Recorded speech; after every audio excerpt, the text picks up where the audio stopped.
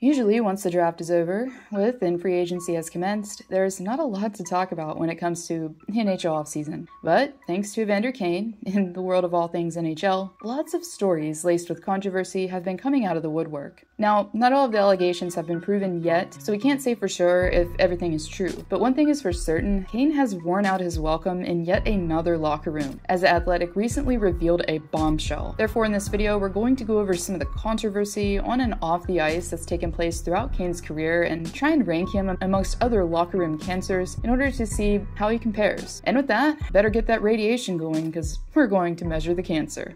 Hi, I'm Evander Kane from the Vancouver Giants. I grew up in Vancouver and my favorite hockey player is Jordon. Drafted 4th overall in 2009 by the Atlanta Thrashers, Evander Kane was looked at as a power forward type of player who played with a physical edge, with a natural goal-scoring ability and close. Working his way up from the Vancouver Giants of the WHL, Kane came in with tons of expectations on his shoulders. But unfortunately for number 9, the events that would come to take place throughout his career would overshadow his on-ice accomplishments, beginning in Winnipeg. After the Thrashers franchise reached its bitter end and Kane, along with the team, relocated there seemed to be a reoccurring theme of indifference between the forward, the fan base, and most importantly, the Jets locker room. Meaning that small things, such as sending his business manager to quote-unquote offer local restaurants $500 to tweet something nice about him, or even more controversial events such as posting with wads of money on social media, quickly made Kane a spectacle in Manitoba. Not only did fans grow to dislike off-ice antics, but Kane also had some more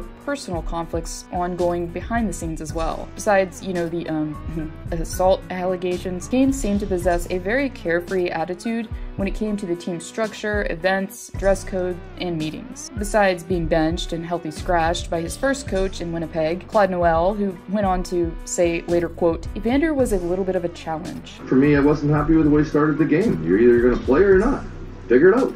Kane was also a healthy scratch by his next bench boss, Paul Maurice, whose reasoning for sidelining one of the team's best players was him not showing up on time for team functions. And aside from just the management side of things, Kane's behavior was also not appreciated by defenseman Dustin Byfuglien, who allegedly threw Evander's tracksuit he wore to a team meeting that was out of dress code into the showers. So there's one place that Kane didn't jive with. Alright, maybe not a good fit, or the right venue, something that Evander gave as part of the reasoning behind fans not embracing him with open arms.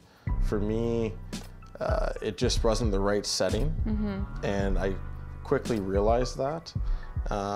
Unfortunately, it kind of dragged on for a number of years of me being there. But hockey's it's a bit of an older mindset as a sport, and especially in Canada, there's a trend of younger players with social media, and hockey's maybe a little bit behind that. And I think maybe I was a little earlier than other people in terms of kind of realizing that and just trying to make it a little bit more entertaining for the fans off the ice. All right. So after being traded to Buffalo, the dysfunction follows, and wasn't left behind in Canada. Kane's attitude quickly repulsed Sabres defenseman at the time, Justin Falk, who lashed out at his teammate in practice, calling him selfish while yelling expletives. Similarly to the last situation, not long after Kane was shipped off yet again to a place that's just about as diverse and progressive as it can get, in San Jose, California. But at the end of the day, this guy has had multiple issues with his teammates, whether it be in Winnipeg or in Buffalo, so those things set up a lot of red flags.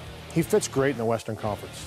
In this division especially, he's going to fit perfectly in San Jose. And after roughly 4 seasons since he arrived in the Bay Area, his team, according to The Athletic, want him traded, as several of the Sharks players came together earlier last season and asked management to deal the troublesome forward elsewhere. Why, would you say? For the same type of irreverent behavior, such as, quote, having a general disrespect for team rules, such as being late for practices and games. And aside from the internal locker room conflict, the Sharks were in the spotlight last season as Kane was made to file bankruptcy due to gambling away over $1 million. As according to the Chapter 7 bankruptcy statement filed, Kane listed debts of $26.8 million and assets of $10.2 million, and stated that he lost $1 million in gambling within the prior 12 months alone. So most likely he had also gambled away money prior to. So this is what we know for sure. Kane has a clear addiction to gambling. What we don't know yet with all certainty is if he was betting on his own NHL games. Aside from the fact, after having conflict now with 3 different teams in 3 different locker rooms, how does he rank amongst his peers on the toxicity meter? Well, let's see. There's Tony DeAngelo, who is good at stirring the pot with teammates and on social media. Has he ever been sued for alleged fraud? No. Has he had multiple women accusing him of physical assault that we know of? No. Did he walk out on $500,000 of gambling debt in Vegas? No.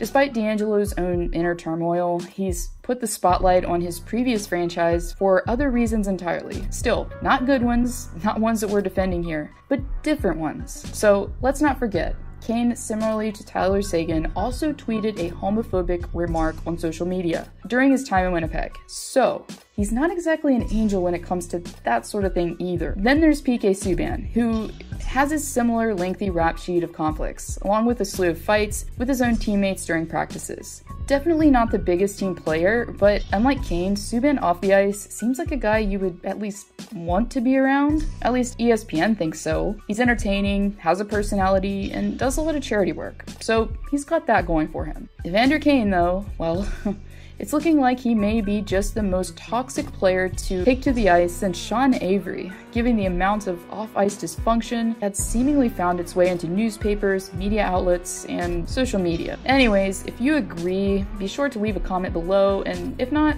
comment anyways, for algorithm purposes. Links will be below to sources in case you want to read up on Kane's past transgressions or watch a couple of my videos detailing Kane's past jerk moments even further.